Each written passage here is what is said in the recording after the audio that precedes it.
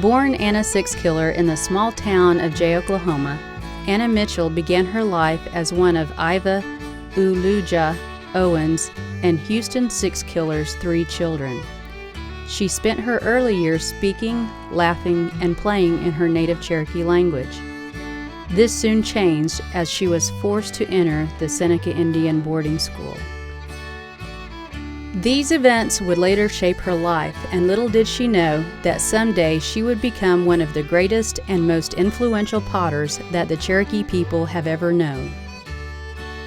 In 1988, Anna Mitchell was honored by her own people and by Chief Wilma Mankiller as a Cherokee National Living Treasure.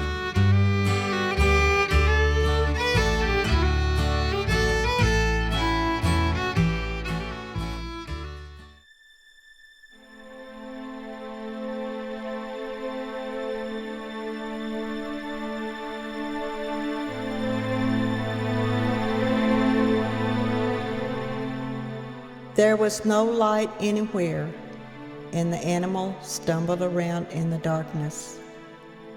Whenever one bumped into another, he would say, "What we need in the world is light." And the other would reply, "Yes, indeed. Light is what we badly need." I have a lot of early memories, and it was before we moved to where I grew up. It was east of Jay where I was born, and I have an idea, I might have been 3 or 4, that I remember some of the things there. And then I remember the move we made to south of Jay, and that's where I was raised. And that was called the Brush Creek area because the creek ran through there, and it was called Brush Creek. I remember my mom had some geese.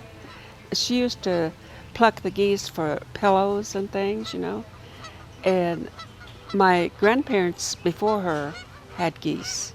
One of my early memories was I'd wake up in the morning and look down, and the geese would be marching down toward the little creek that we had.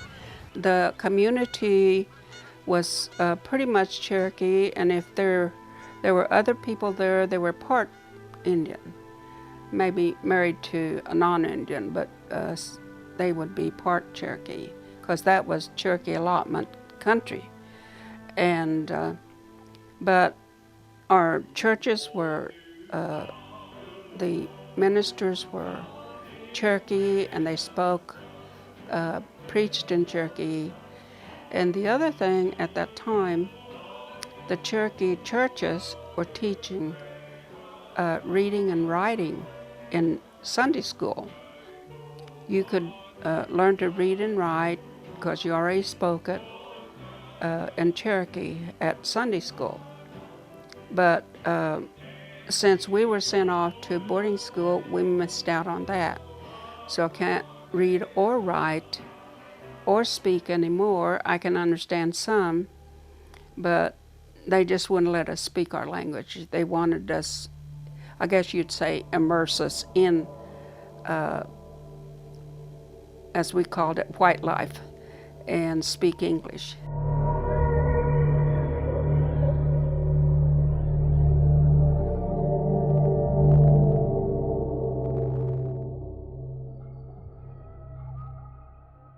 Things didn't work out for us at the public school because when you have 3 or 4 children going at once, my parents, it was during Depression years, they couldn't afford clothing and lunches every day. They didn't have lunch program. They didn't have buses, so we'd have to walk. And so she had gone to school in a boarding school. So she decided when it didn't work out, we would go the next year. We would go to boarding school at Seneca Indian School at Wyandotte, Oklahoma. And today the school is no longer there.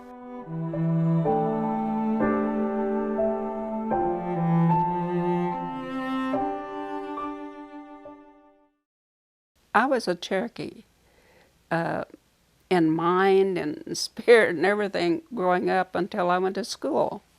So it was a pretty strange world to me. 50 miles away may as well have been across the ocean.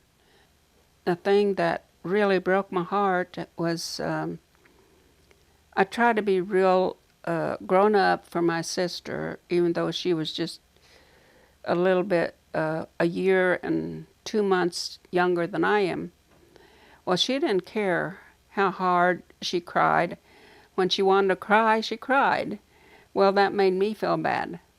So I try not to, I try to comfort her so she wouldn't cry.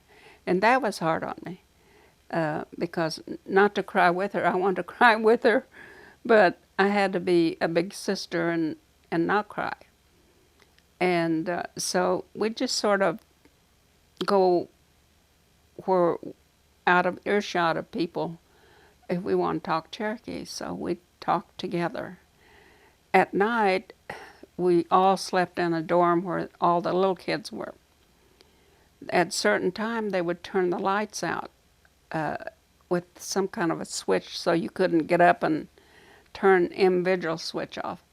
So they'd turn the lights off. Boy, as soon as they turned the lights out, my little sister would run over to my bed. We had little twin beds, and crawl in bed with me. So then I'd have to wake her up in the morning so she could crawl back in her bed. The animals called a meeting and gathered together. Delilah, the red-headed woodpecker, said, "I have heard that over there on the other side of the world there are people who have light." Judely, the fox, said, "They must be greedy if they have all the light. Surely they will not share. Maybe we should go over there and take the light from them." Ujetsty, the possum, said, "I can try. I have a fine bushy tail and can hide the fire in my fur." As an adult, Anna met and married Bob Mitchell. They laid down roots in the small Oklahoma town of Veneta in the Cherokee Nation. It was here that in 1969 Anna made a clay pipe for her husband, a retired Postal Service worker. This is what the whole idea of what I started out on was that my husband wanted a pipe that looked like sequoias. This is as near as I could come to it. The first couple that I made, he smoked them, and it shows where there's had tobacco in them. And one of them, I remember it was laying kind of on the bottom, and the fire got so hot it kind of melted one side of it. Looks real rough on that side, no polish on it or anything. So I know my fire gets pretty hot. Ujetsty traveled eastward. The light began to grow and grow until it dazzled his eyes. And Ujetsty screwed his eyes up to keep out the bright light. The possum reached the land of the sun, snatched a piece of it, hid it in the fur of his fine bushy tail. But the fire was too hot, and it burned his fur. Our ancestors had a lot of time, and they took that time to do each process slowly, because they had nothing else to do. But for me, what my husband and I did was we did every step in process. We had every step going in different stages.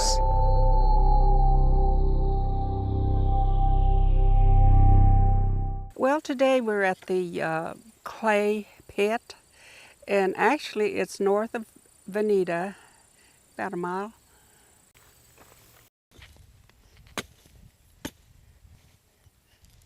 I have mixed some shale with clay.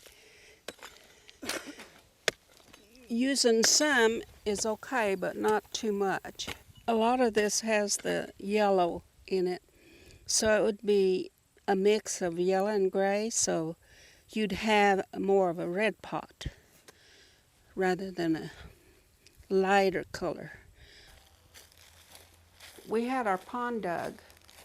I think it was maybe the second year we were out here. And we thought we'd raise some calves. And it was dry summer like this. It was in August, and when I came home, I heard the tractor down there digging that pond.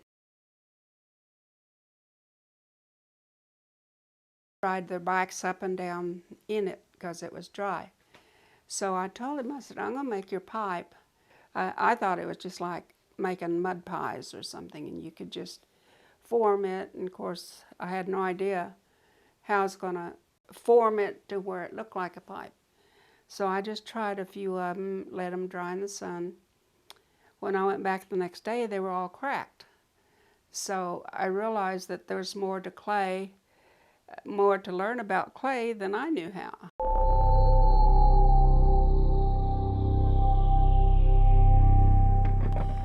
When I bring the clay home, I usually put it in a bucket. Usually it's about half full.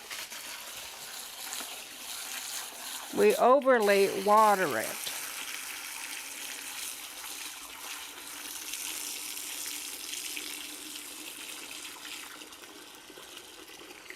Just soak it, and once it's broken down and it's all liquid, it also has to be overly watered.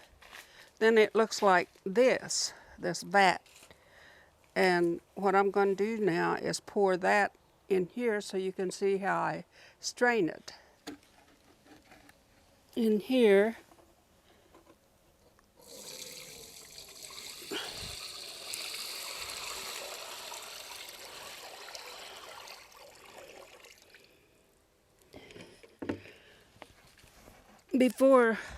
when I first did that, there's a lot of, there were rocks. Now there's just little crumbs almost left. And then I would knock it off this way and knock that back in there. And then it'll stay like this. Eventually, the clay will go to the bottom. When it gets kind of thick, I usually put it on an old sheet or something and kind of roll it around so it gets some more water out of it. Then eventually we'll have just kind of a ball, pretty soft ball. Then I can start working it and working the water out of it, wedging the clay. And all this is done by hand. "Oh dear," said all the animals.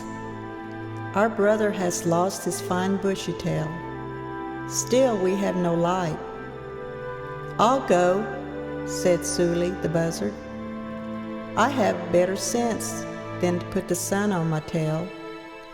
I'll put it on my head."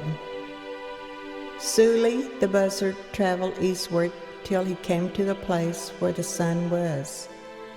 He caught the sun and placed it on his head, but the sun was so hot that it burned off all his head feathers.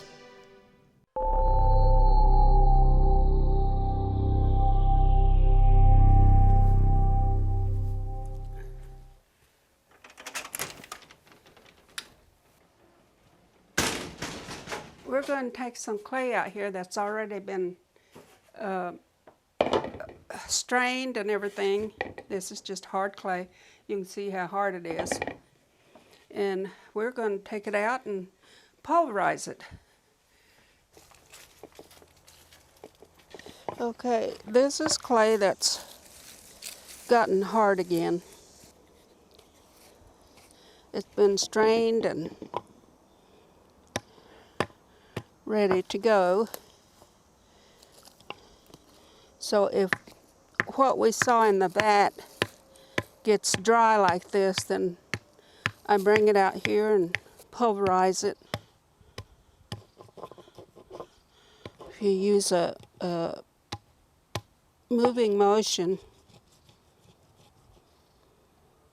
you can see how hard the clay gets. It's like stone almost.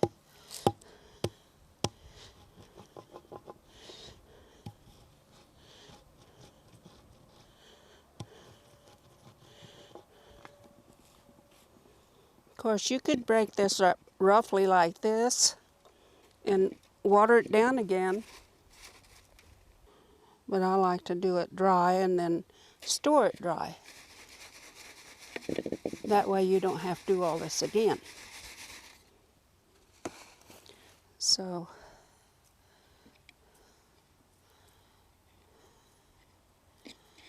now a big pan full of this would be ready to put your liquid in. And if it needed any temper, which a lot of this I've been working with, it's got enough sandy in it, I just put my water in and then mix it and knead it like bread dough and work the water out of it and wedge the clay ready for use. My husband used to help me do this. It sure helped a lot. He'd have a big barrel of it ready in the dry stage. Retired from the Postal Service for about 18 years before he passed away, so he had a lot of time to travel with me and help me.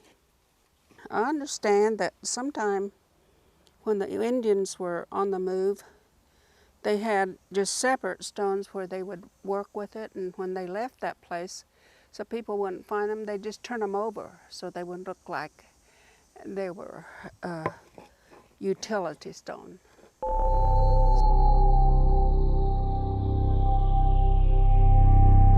Well, I go out and take a lump of clay and start forming like 2 or 3 pots. And then you have to set them aside from time to time and let them set up and rest a little bit. And then you keep adding the coils, but you have to keep the top part of it damp. So this damp clay will adhere to it, because if it dries out, it's no good. So you have to keep it and not cover too much. But you learn all those things as you go. I've heard stories since I've been doing this that some people would say, my mother used to do this a long time ago, or used to make, she knows how to make pottery, but for myself, I've never seen anybody.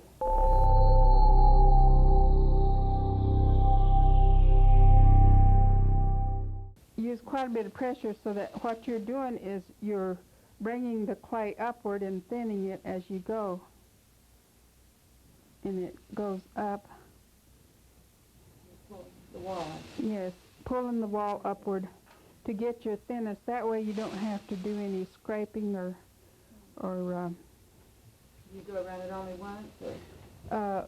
Well, I go around once on the outside, and then I go back inside and come up from the inside.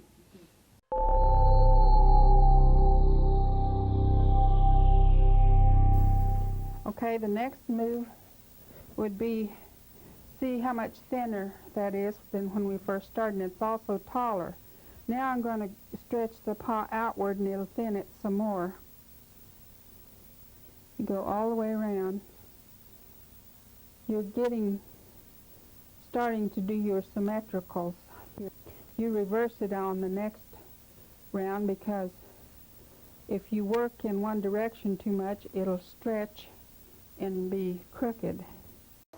Even though the pottery feels dry, it collects moisture out of the atmosphere.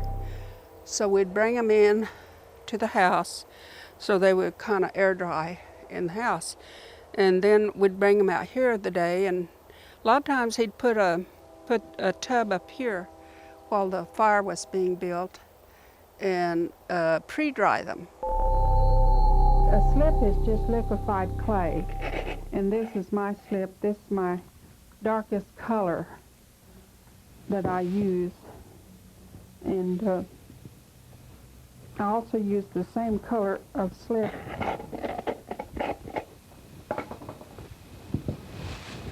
like if I wanted to make this a different color, I would have to put layers and layers of this on it till you couldn't see the base color at all.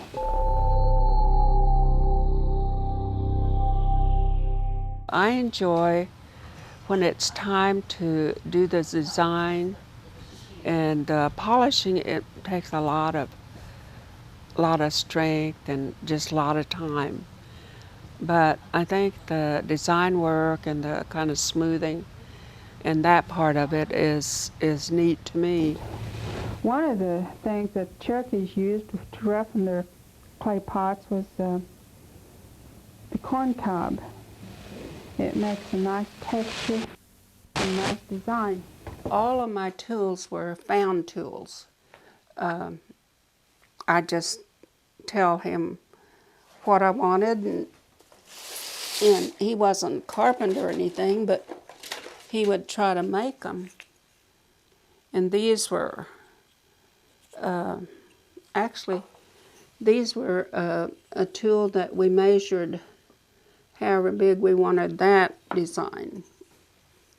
I had been to the Ohio Foundation in New York, and I saw a tool there that was shaped like this.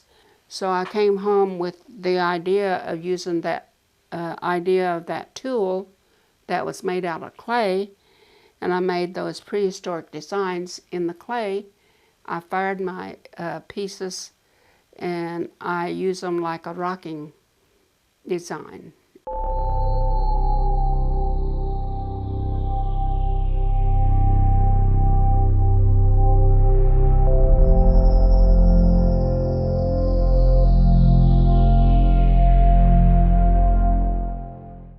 The animals were now in despair.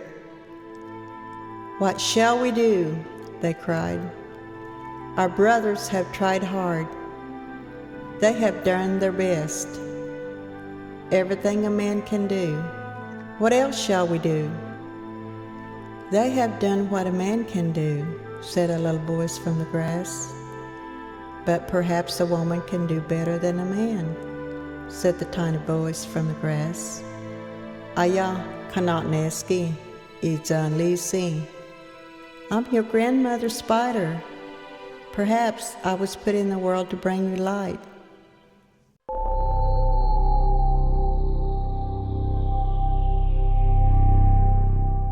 That up here on the hill, from early in the morning, the wind come up, and I was afraid I'd set the whole hill on fire. So we decided I had to have some kind of a windshield where I could fire. So he made a spot over there with a concrete slab, and I used that for years, and it was just with regular bricks. And I told him I'd like to have one a little bit bigger so I could have more capacity and use a bigger container. After the pot is polished and dried real well, I usually preheat them in this, and I turn them upside down. This is layered with a bunch of broken pieces of pottery, potsherds, and I turn the pots upside down in this, and then we put the lid on it. Then we put it in the fire. They can be touching because this doesn't get to a melting point. I fire them till they're to a permanence, but doesn't melt. And then we'd put them in here. Once we got the fire going around them, we'd let it go real slow with smaller sticks and fuel top and around the edges, and we'd just sit and watch it. One of the things that I found about the clay itself is when I was working with it, sometimes it would feel warm to my hand, but then I decided it's because the earth is cold and my hands are warm, and them connecting, it just almost felt like it was breathing. I mean, that's the sensation I got. while working with clay, and it's almost like it's alive, you know. And so a lot of times it has a mind of its own. Grandmother Spider felt around her in the darkness until she found some damp clay. She rolled it in her hands and molded into a little clay bowl. She started eastward, carrying her bowl, and when she reached the place of the Sun People, she gently took a tiny bit of the sun and placed it in her clay bowl. I knew that our ancestors used to make pottery, but I had no idea what designs or what they looked like or anything, because I'd never paid that much attention to them. So I had a good friend that was an anthropologist at Gilcrease, and the first time I'd gone out to Indian market, in Tulsa, they had a big spread on me about my work, so I got acquainted with some of people like that, and they invited me to go to the archives and study some of the old pottery. And so I went to, also there was a geologist that came over from, he and his wife came over from University of Arkansas at Fayetteville one Sunday, and he invited me to come over there. They had a lot, he said, we have a lot of prehistoric pottery I'm sure you'd be interested in. Her break came in the form of Dr. Mike Hoffman from the University of Arkansas in Fayetteville. The university had a sizable collection of ancient Cherokee pottery, and he opened up their vast archives. You had hoped that you could build a bridge from our ancestors into our generation. It was a hard thing to do because I have an idea, my husband and I travel millions of miles over a period of time to go to museums and visit here and there and see what other tribal people were doing, if anything. But those experiences fall into place after a while. But at the time, you don't feel like they're ever going to, you know. Anna has given the Cherokee people one of the greatest gifts, a gift of heritage. Educator of Cherokee Arts and Humanities Lifetime Achievement, Spring 2008, presented by the Cherokee Nation Education Services Department and the Society of Ethnobiology 31st Annual Conference. She has set the example for Cherokee youth through her perseverance, knowledge, and her desire to give back to her community.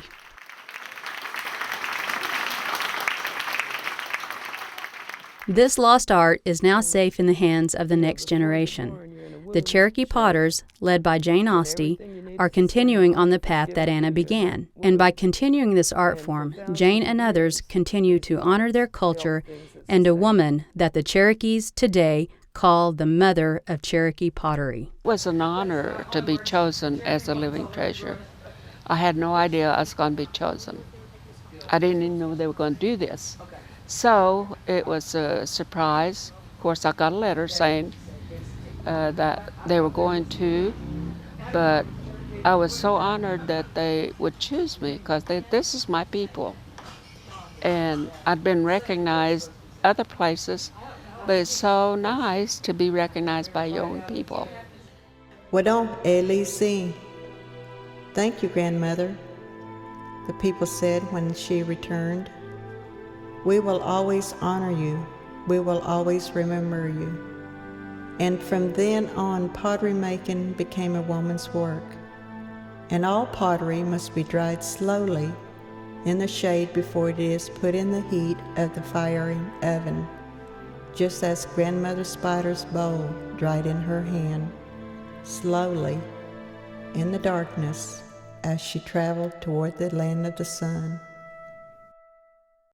Everything in life takes time. It doesn't happen overnight. So it's been like 30 years for this to start becoming what it is today. In that sense, it makes me very proud.